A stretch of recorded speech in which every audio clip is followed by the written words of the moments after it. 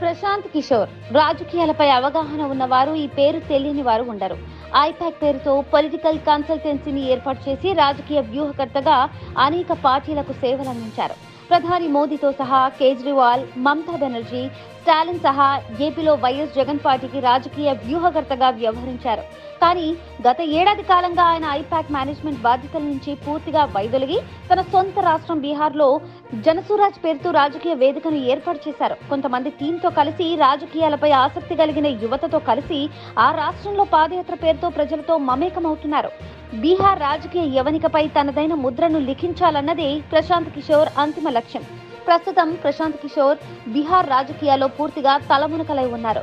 తాను నెలకొల్పిన సంస్థ ఐపాక్ నుంచి వైదొలిగారు. అయితే ఏపీ రాజకీయాలపై మరోసారి పీకే దృష్టి పెట్టబోతున్నారన్నది కేవలం ఒక వర్గం చేసుకుంటున్న ప్రచారం మాత్రమే.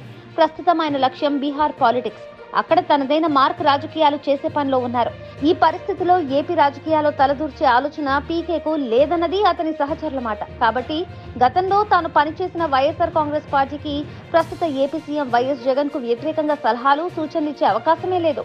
జగన్ ప్రభుత్వాన్ని ఎన్నికల్లో ఎదుర్కొనేందుకు ఏ కారణం లేక TDP and yellow media PK పేరును తమ స్వార్థం కోసం వినియోగించుకుంటున్నారు. వచ్చే ఎన్నికల్లో సీఎం వైఎస్ జగన్ సారథ్యంలోని వైఎస్ఆర్ కాంగ్రెస్ పార్టీ 175 స్థానాల్లోనూ గెలిపే లక్ష్యంగా పావులు కదుపుతోంది.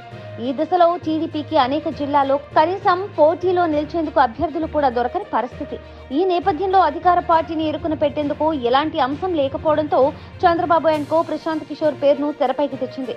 అసలు ఏ ఎన్నికల్లో ఏ పార్టీతో పొత్తు పెట్టుకుంటాడో తెలియని చంద్రబాబు వంటి నక్కజిత్తుల నాయకుడితో ప్రశాంత్ కిషోర్ పనిచేస్తారనుకోవడం ఒట్టి భ్రమే.